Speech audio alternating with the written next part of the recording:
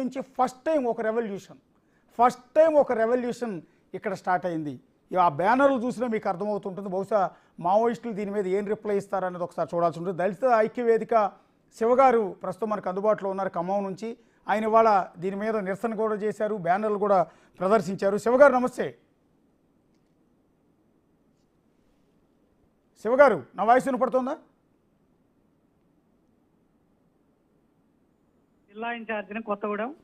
సరే శివగారు, ఎలా చూస్తారండి ఇందులో మావోయిస్టుల్లో కుల వివక్ష ఉందని నమ్ముతున్నారు మీరు కూడా? 100% అండి. అది మొదటి నుంచి ఉంది, ఇప్పుడే కాదు. అగ్ర నాయకత్వం ఎప్పుడు కూడా ఆధిపత్య కులాల చేతుల్లోనే ఎప్పటి నుంచో కొనసాగుతుంది. అది ప్రస్ఫుటంగా మనకు తెలుస్తుందండి.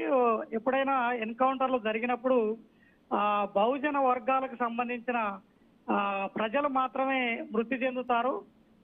ఆధిపత్య కులాలకు చెందిన వాళ్ళు ఎప్పుడు కూడా ఎన్కౌంటర్లో మృతి చెందడం కానీ లేదా మరేదైనా ఇతరత్ర అంశాల్లో వారు నష్టపోవడం మనం ఎప్పుడు చూడలేదు. అలాగని వాళ్ళు నష్టపోవాలని మన ఉద్దేశం కాదు.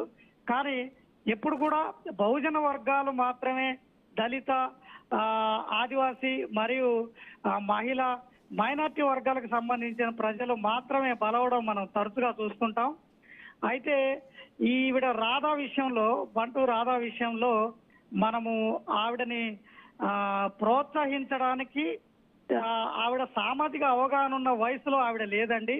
అప్పటికి MLT చదువుకొని ఉన్న పరిస్థితుల్లో ఉన్న అమ్మాయి అయితే అప్పటికి 18-17 సంవత్సరాల వయసు ఉంటుంది. అంటే కౌమార దశ అది. ఆ దశలో సామాజిక ఉద్యమాల పట్ల కానీ ఏ ఉద్యమాల పట్ల కానీ సామాజిక అవగాహన వాళ్ళకు ఉండదు. ఆ టైంలో అక్కడ ఎవరైతే మావోయిస్టులు వాళ్ళను ప్రోత్సహించి ఉద్యమాలకు తీసుకెళ్లారో అది చాలా తప్పిదం అండి. ఆ వయసులో ఉద్యమాలు ఎంచుకునే వయసు కాదు అది. ఖచ్చితంగా ఆ వయసులో ఉద్యమాలు ఎంచుకునేలాగా ప్రోత్సహించడం ఖచ్చితంగా నేరం అది. ఇది బహుజన వర్గాల ప్రజల్ని మాత్రమే వారికున్న ఆర్థిక బలహీనతలో లేదా సామాజిక బలహీనతలను సాకుగా చూపెట్టి వాళ్ళు ఉద్రేకాన్ని ఉపయోగించుకొని ఉద్యమాలకు వాడుకుంటున్నారు.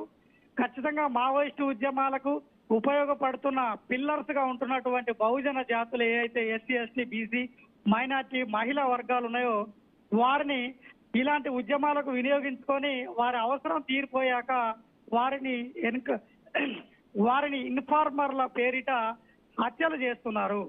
దానికి ఉదాహరణే అనేక సంఘటనలు ఉన్నప్పటికీ దళిత మహిళ అయినటువంటి రాధా గారి ఉదంతం నిన్న బయటపడింది. ఇది ఒకటే కాదు, అనేక సంఘటనలు వచ్చినప్పటికీ ఈ సంఘటన ఖచ్చితంగా మనం ఖండించాలి. అందరం కూడా ముక్త కంఠంతో ఖండించాలి. మావోయిస్టు ఉద్యమం అనగానే ఏదో పవిత్రమైన ఉద్యమం, అక్కడ అందరూ పవిత్రమైన వ్యక్తులే ఉంటారనే ఉద్దేశంతో మనం ఉండటం, వాళ్ళని రెస్పెక్ట్ చేయడం అనే అంశాన్ని సాకుగా తీసుకొని బహుజన వర్గాల్ని బలి పశువులు చేస్తున్నారు. దీన్ని బహుజన సమాజ్ పార్టీ నాయకుడిగా, సామాజిక కార్యకర్తగా, అంబేద్కరైట్ బుద్ధిస్ట్గా దీన్ని నేను తీవ్రంగా ఖండిస్తున్నాను. థ్యాంక్ యూ శివ గారు. అది నేను మద్దతు పలుకుతూ ఉన్నారు ఆ కుటుంబ సభ్యులకు. అంతేకాకుండా హత్యను, అంటే రాధ హత్యను తీవ్ర